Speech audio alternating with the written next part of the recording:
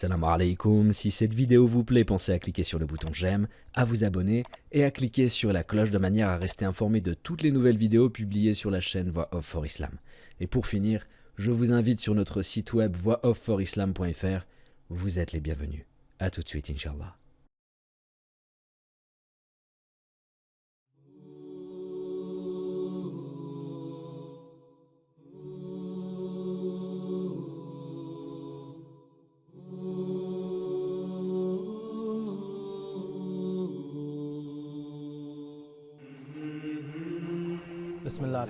Louange à Allah et que la prière et le salut soient sur le messager d'Allah, sa famille et ses compagnons. Ceci étant dit, nous nous rendons aujourd'hui dans un village au beau milieu des jungles du Cambodge, dans l'est de l'Asie. Ce village est habité par une minorité musulmane, et chaque famille de ce village a son histoire et ses épreuves, et c'est normal, car nous sommes au milieu de la pauvreté et de la maladie. Ce qui n'est pas normal, c'est lorsqu'une maladie perdure plus de 30 ans. 30 ans de maladie. Comment ? Nous sommes entrés dans la hutte d'une personne âgée.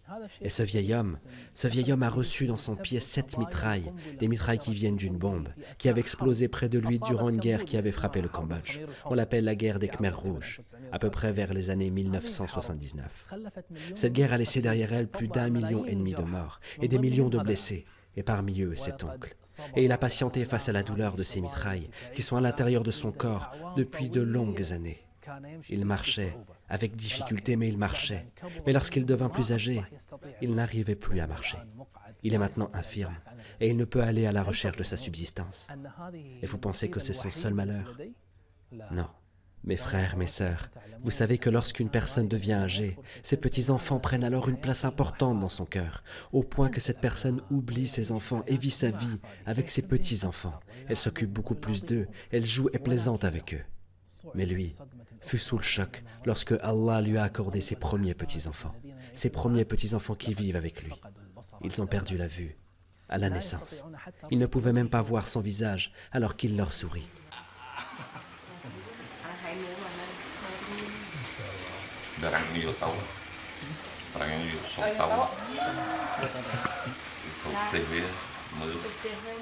S'il te plaît, est-ce que tu peux lui dire que nous sommes venus des pays arabes pour l'aider autant qu'on le pourra? Je lui ai demandé, est-ce que tu travailles? Et il m'a répondu, non. Je lui ai dit alors, comment vis-tu? Il me dit, avec l'aumône des voisins. Mais même les voisins étaient pauvres. On aurait pu lui donner ce qu'on distribuait aux pauvres. On aurait pu lui distribuer un peu de nourriture et de l'argent qu'il consommera un certain temps avant de revenir à la nécessité et à la pauvreté. Et ça n'est pas une solution. Ça, c'est seulement reporter les peines de la calamité, pas plus. C'est un calmant. Et nous avons une plus grande ambition. J'ai réfléchi et je lui ai dit, as-tu un fils? Il m'a dit oui. Est-ce qu'il travaille? Il m'a dit non, il est sans emploi. J'ai alors demandé à rencontrer son fils. Nous avons avec nous Mohamed Nour. Je lui ai demandé, quel est ton travail? Et il m'a dit, je suis un pêcheur, je sais pêcher et capturer les huîtres, mais je n'ai pas les moyens pour pêcher. Qu'est-ce qu'il te faut pour pêcher? Il me faut une barque et des outils de pêche. Alors nous avons commencé les recherches et nous avons vu que le prix d'une barque neuve était cher. Mais si nous prenions une barque d'occasion, c'était beaucoup plus accessible. Nous avons réussi à trouver le meilleur prix possible. C'était l'équivalent de 700 $. Et nous avons remis au jeune homme pêcheur sa barque avec laquelle il a commencé à travailler. Il était enthousiaste, dynamique, et il s'attaqua à son nouveau travail avec ardeur. Puis, nous l'avons laissé une journée entière. Et lorsque nous sommes revenus, nous avons trouvé que le jeune homme était revenu avec une surprise. Il avait capturé des huîtres et le résultat de son seul jour de pêche équivalait à 500 $. 500 $ en une seule journée. Subhanallah, seulement un seul jour et il a réussi à avoir plus de la moitié du prix de la barque en un seul jour. Il nous a impressionnés. Imaginez s'il avait pris cet argent, l'argent de la barque, et qu'il l'avait dépensé dans ses besoins. Est-ce qu'il aurait pu avoir cette subsistance permanente? Impossible. Le prophète, alayhi salatu wassalam, a dit que l'un d'entre vous prenne ses cordes, transporte sur son dos des fagots de bois pour le vendre, est meilleur pour lui, plutôt que de réclamer de l'argent auprès de qui que ce soit, et que cet argent lui soit donné ou non.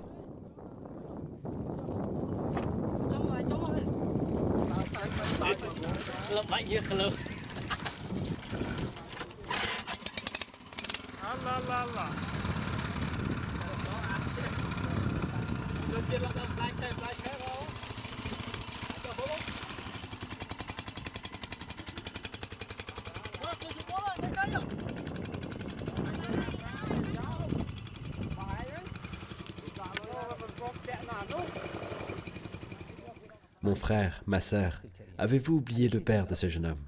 Non, nous n'avons pas oublié son père. Nous devons le ramener à l'hôpital pour compléter sa joie, pour compléter son bonheur, après avoir été heureux pour son fils. Nous sommes en route vers l'appartement.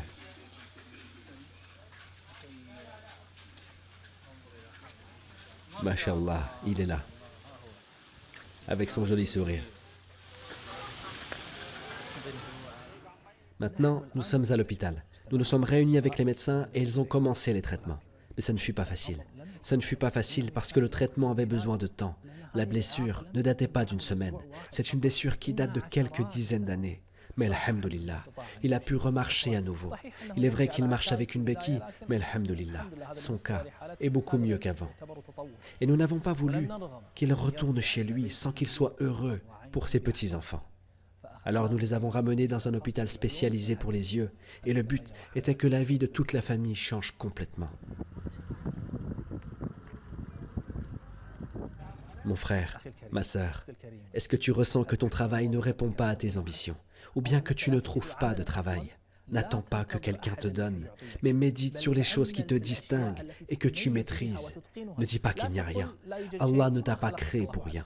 Il doit y avoir quelque chose que tu maîtrises. Concentre-toi sur ce qui te distingue, puis lance-toi et montre le meilleur de toi-même. Et Allah ne te décevra jamais.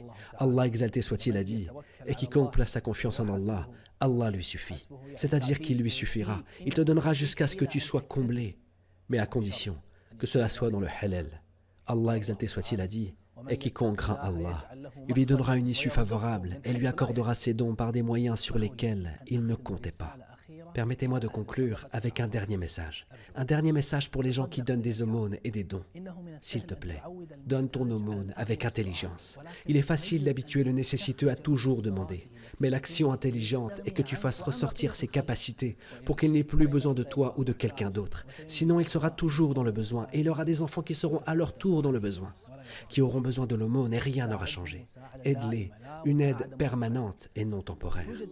Il y a eu d'autres événements durant ce voyage et tu pourras les retrouver dans les prochains épisodes, Inch'Allah.